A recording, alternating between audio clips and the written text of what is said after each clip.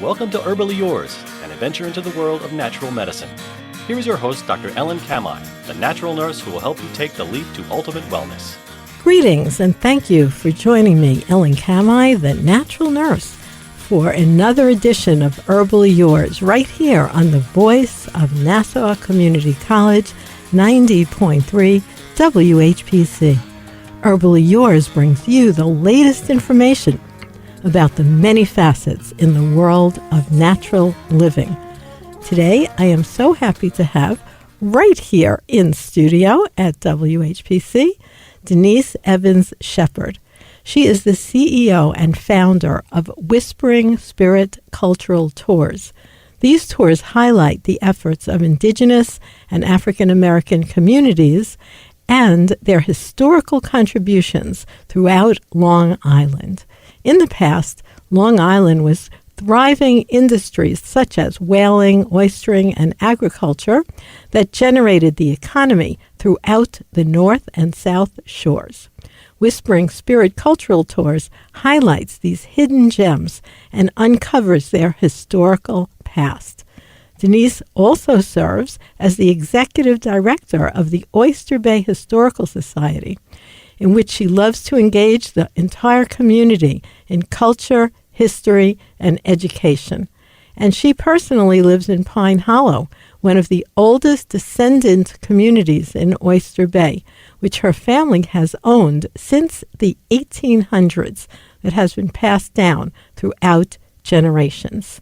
So thank you so much for joining us, Denice. Thank you, Ellen, for inviting me today. And there's so many interesting things that you are involved with. For instance, tell us about your home. Your great-great-grandfather, David Carley, built in 1865. Why, sure.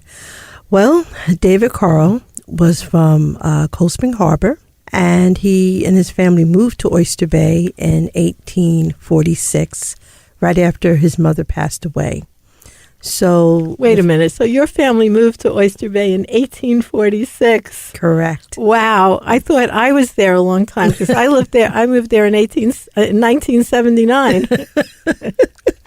Well, they moved there in 1846, immediately after David's mother passed. He needed to be taken care of while his father, Lewis, worked as a chauffeur for the Jones family, who lived in Cold Spring Harbor at the time and were big whaling investors and tycoon. So he moved to Oyster Bay with his aunt, and she watched him and helped him become an adult. And in 1863, when the colored troops were raised in New York, he, along with several of his friends, decided to join voluntarily to serve for the United States colored troops in the Civil War. So he joined the 26th USC T Regiment, and they gave him a $300 bounty to serve. And out of the $300, he took $200 and purchased the property, which is now known as Carl Hill in Oyster Bay, the Pine Hollow area. That is so interesting. So then he served in the USCT 26th Regiment. Now, a lot of people might be shocked, or it might be called racist, to call a regiment the colored regiment, but yet that was it at the time. Yes, that was the name that they, were calling people of color, colored. All through the records and documents within the Oyster Bay Historical Society, you see a whole bunch of different synonyms as they would refer back to people of color. Yellow, black, and colored are the names that they were given. Now, in the Historical Society, you have done a phenomenal job as the executive director. Thank you. Because you've brought in quite a number of programs that really highlight not only people of color, but Indigenous people of Long Island, where you've brought in speakers from those groups. Correct. Because before there was very little awareness, even though there's so much history. Yes. How did you find out about this? Because it wasn't taught to you in Oyster Bay High School. Not at all. Not at all. Well, I was raised by my grandparents. I was fortunate enough to be raised amongst my ancestors, such as my greats, my great-greats, and we all used to share stories and talk about our ancestry, our history, and how we were connected to different indigenous groups here on Long Island. However, it was never discussed in school about the indigenous people other than they were far away or we didn't know so much about them right here in our own community. And that is why I think it's very important for the history to be taught in schools. I'm a member of the Montaukett Indian tribe here on Long Island. My ancestry predates European contact. And these are the stories that were handed down throughout generations because, as you know, a lot of people of color could not read or write. And we depended on oral history to guide us. And we had to learn from that and keep those stories close to us. So I always knew of our indigenous past. However, when you have a lot of mixing, several people in the family may not look the part that people may want to see. A lot of people are perceived to look like the people in the West, where in fact, the most coastal people here on Long Island don't look like that because of the interracial or intermixing from being on a coastal area or in a coastal area. Well, also from what I have heard is that when slavery was ending and people coming up through the Underground Railroad and other groups, when they got to somewhere like Long Island, they often were sent to the Indian reservation, and that happened also in Oklahoma and Correct. other states. Correct. So then, of course, this I was taught because I was a teacher at Southampton High School. Yes. And my students were, many of them, of the Shinnecock Nation. Okay. Yes. And they are the ones who told me that story because they looked more like Afro-Americans than what you would consider Correct. native culture people. But that's what they said. Correct. That's how that, mixing came. But yet they held on more to the native culture in terms of food and Yes. cooking and things like that. Yes, and it's true. It is so true. You will learn more about a person by the food that they eat. And, you can understand that if it was not for the African-American gene, they probably would not have been sustained throughout generations because the culture was dying, the people were dying upon European contact, and they needed that gene, the African gene also, to survive as a people. Well, that's an interesting concept, but they're a great group. I really enjoyed teaching there for a year. And one thing I did, because of what I do, and you know what I do because I've taught a class thanks to you, and you invited me to be a speaker at the Sure. Oyster Bay Historical Society, and we talked Yes. about native plants and how you Yes. might use them for medicine. Yes. So when I was teaching at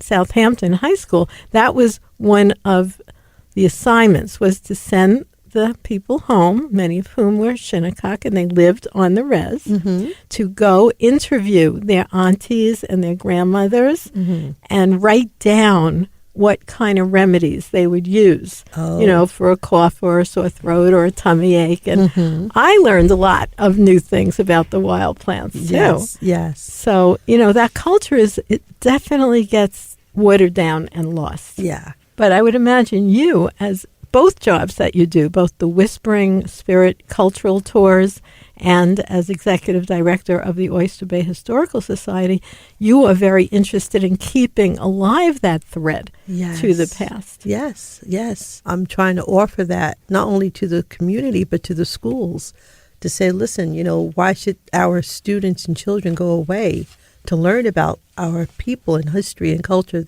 that's right here? So we need to continue that and encourage it. Well, that's true. There's just such a war in this country right now because they might say, what you're doing is, what is that word that they're saying is very bad? Critical race theory. Yeah, and what exactly is that? Well, I don't even understand why they would say that because teachers do not teach children critical race theory. That is the lens that many lawyers or educators, the lens that they have to look through to understand and identify the people that they're observing. So if you're looking to identify and understand an indigenous person, You're going to look through the lens of critical race theory because it's a theory. It's not a actual being, or it's not a study. It's a theory. And that's how you approach learning about different things and different people. We don't teach that in school. I'm quite sure the teachers do not teach that in school. Yeah, and now they're not allowed to talk about it. It's like, it doesn't make sense. Oh my goodness, it seems to be so regressive because we want to know what happened. And that's why you do your beautiful tours called Whispering Spirit Cultural Tours. Yes. What is your goal with Whispering Spirit? I believe my goal is to educate the community, educate people that want to learn about people that have thrived and lasted throughout generations here on Long Island. We are very underrepresented. We're marginalized in areas like today. There's only a 3% demographic in Oyster Bay pertaining to people of color. Where it has changed because one of the reasons I actually moved there to begin with was that my children are people of color because their father was an Afro-American and he was part Blackfoot Indian. Right. Not Shinnecock, but a different tribe. So I felt Oyster Bay was so wonderful because there was more of an inclusion of people of color. But my son's now 47, so it's quite a while ago. Yes. But it definitely has gone the other way. It has. It really has. So in 1790, according to the first federal United States Census, there was a 17% African-American demographic. Compared to today, there's only a 3%, percent. And many people that come to the society are asking me, and this is before I even thought about doing the tours full time or putting it out there, they wanted to know where were the Black people. And I'm like, they're here. So, but then I started to think, I'm like, yeah, where are they? No, because people you grew up with are not here. Exactly, exactly. And I had to think about that. I said, wait, they're not here. And then I had to go through the stories about how if it were not for their work, working as whalers or working in the agricultural field or just working as, shellmen and oystermen, the economy would not be where it is right now in Oyster Bay. They were part of a thriving community, a thriving industry back then. And the purpose of the tours is to understand where they lived, what they did, how to sustain, how they sustained themselves, and also to know that Oyster Bay, on record, had the earliest manumitted person in 1685. That's our early record of a person of color being emancipated, who did well for himself. Who was that? His name, and we went back to this about the color part, how they were called. His name was Black Tom, but his African name was Owa. And he was set free at the age of 24 because his master passed, and it was in his probate will that he were to be set free. And he was set free. But think about it, how he may have felt being one of the few people that were free when everyone else he saw in Oyster Bay was enslaved. But he made something of himself. He thought outside of the box. He recognized that his work as a laborer, and he came up from the Barbados route, from Africa to Barbados and then to America. But he worked on Pine Hollow area with beautiful plants and beautiful fruit trees. And when people came into the town, because Pine Hollow is the gateway to Oyster Bay, they loved it. They were like, wow, this is amazing. Who did this work? They said this man named Black Tom. And he was able to get working on the new plantations or new estates in the area. And that's how he made his money. And as soon as he made his money, he purchased his wife's freedom. So now you have someone who's a homeowner because he had his own property. He had purchased his wife's freedom and the son-in-law's freedom to marry his daughter. So he made very well for himself. But those stories no one knows. No, that is an interesting story. And let me tell the listeners more about your interesting story. Because today you are listening to Herbally Yours on the voice of Nassau Community College, 90.3 WHPC. I'm Ellen Kamai, the natural nurse. And today my guest is Denice Evans-Sheppard, and she is the CEO and founder of Whispering Spirit Cultural Tours, and also the executive director of the Oyster Bay Historical Society.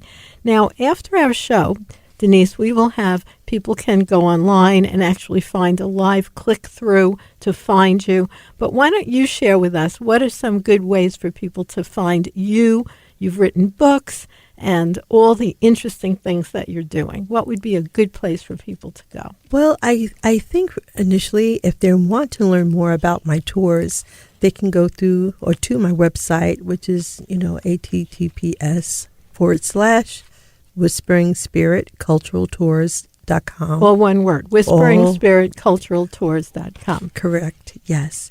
It's Okay. quite beautiful. I did thank find it, you. and I love the logo. Thank 'Cause you. The logo, I would say, is a mixture, truthfully, of like native Yes. and more of an African flavor. Yes. It's really nicely done. Thank you. Thank you so much. So tell us more about your tours. Like, for instance, you have specific ones with names. Like you have Yes. one called the Oyster Bay Tour, the Gold Coast Tour, and the East End Day Tour. Correct. What would a person discover on these tours? Well, for the Oyster Bay Tour, you would learn more about the communities of color that no longer exist as a result of gentrification.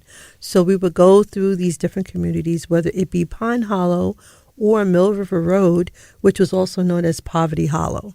And it wasn't so much for the fact that people of color lived there, but I think some of the land was barren. They couldn't really grow the things that they wanted to grow in certain areas in Pine Hollow. In Mill River Road, I'm sorry.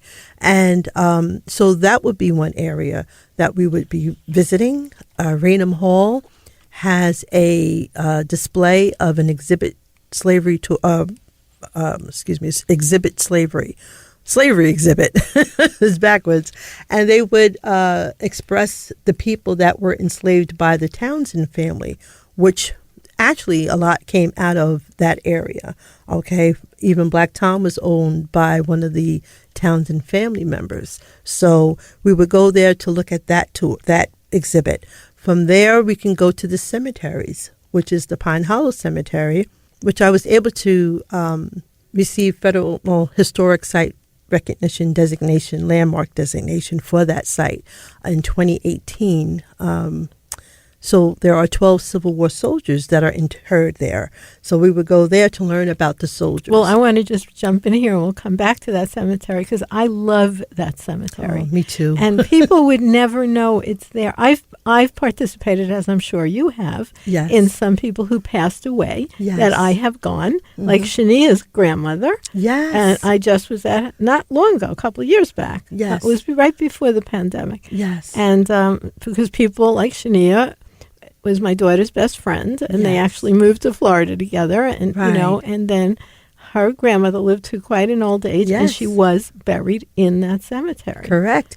Well, Shanae's, her great-grandfather was very instrumental for the Pine Hollow Cemetery because he was the caretaker. And he was very, he knew the community, of course, because he was from Pine Hollow.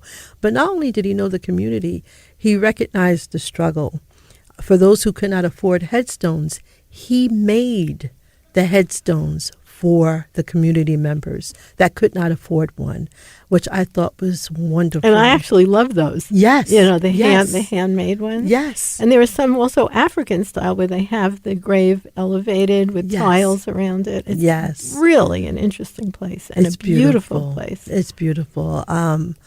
I just sometimes go there just to reflect. I say hello to our ancestors, letting them know that we are thinking about them all the time because we are standing on their shoulders and trying to continue the legacy that they left for us to move forward. I'm so happy. I did not know that, you were so instrumental in getting that to be historical landmark. Oh, yes. That's really important because otherwise with these cemeteries, they actually get like dug up and Yes. made into a housing project Yes. or whatever. Oh, I couldn't allow my ancestors to endure that, and I wanted them to, and I want the community to know about them and the work that most of them were, involved in the past. Some of them were the whalers, some of them were the actual, oystermen of the past. So what about the Gold Coast tour? How does that differ from the Oyster Bay tour?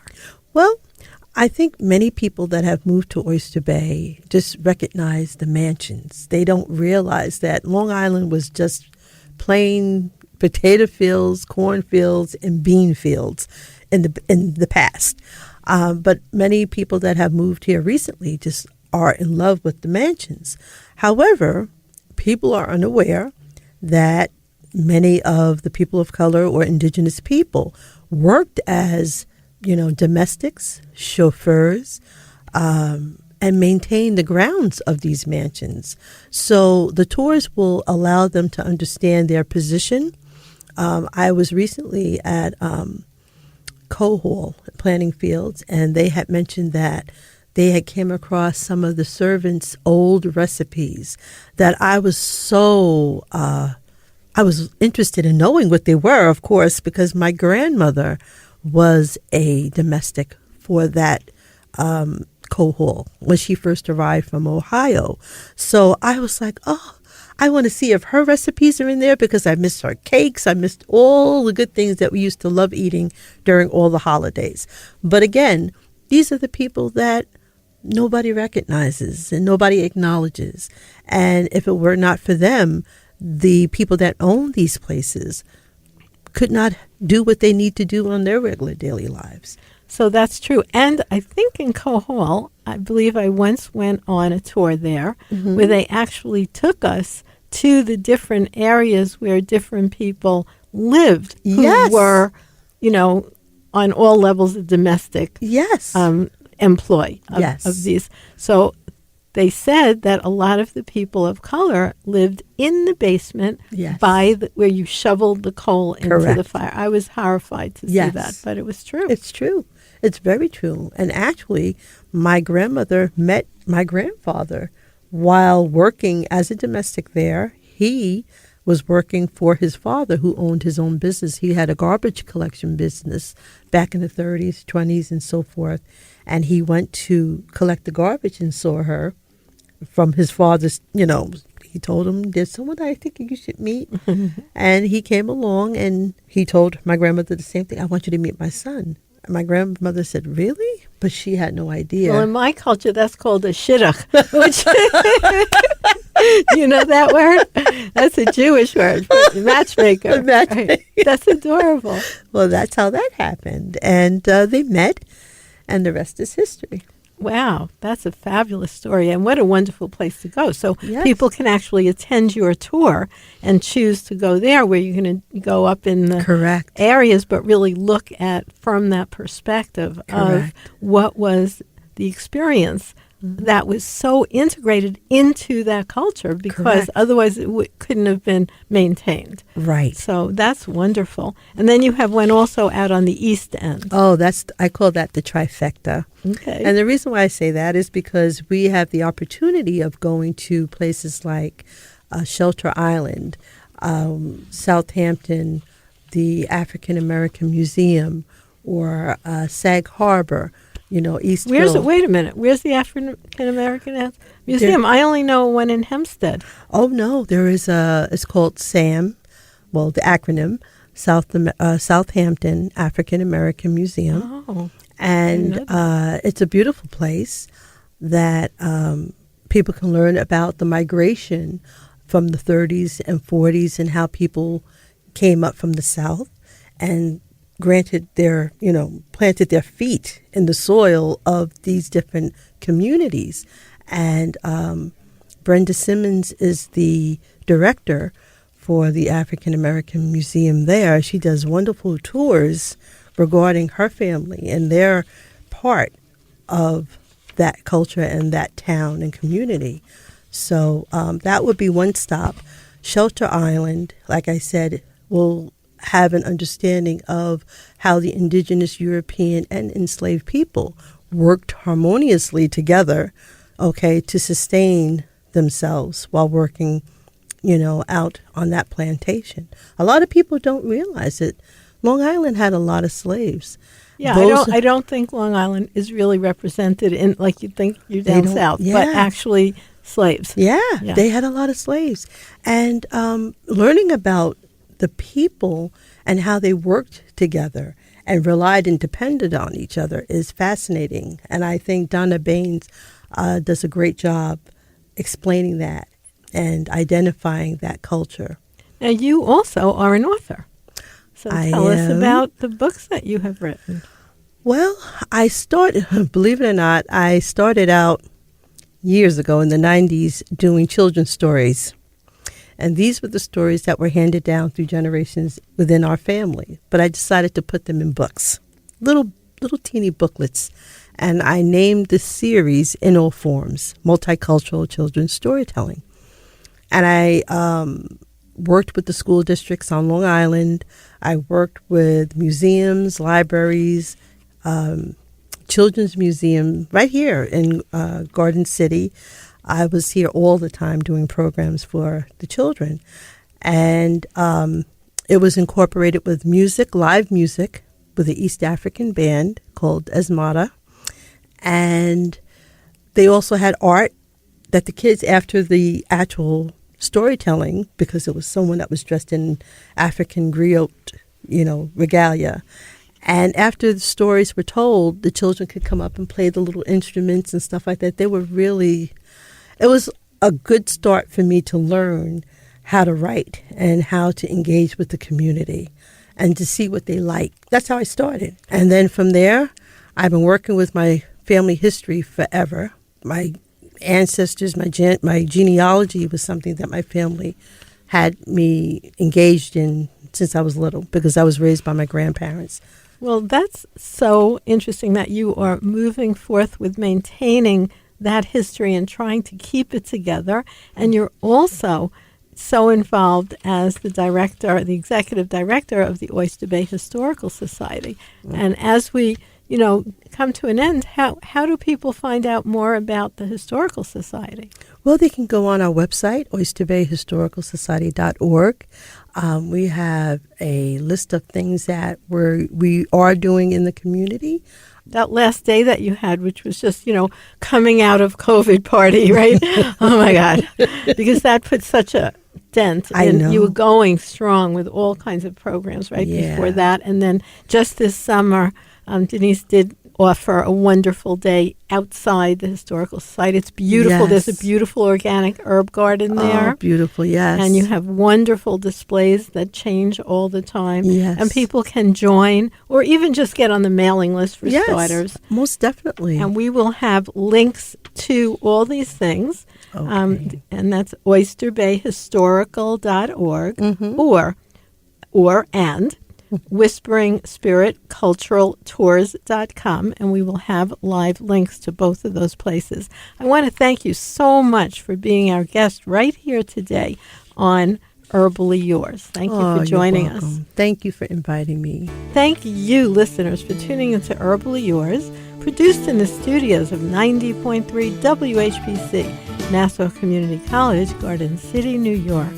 For further information, email us at whpc@ncc.edu. This is your host, Ellen Kamai at naturalnurse.com, inviting you to stay tuned with us again next week for another edition of Herbally Yours. Until then, stay healthy.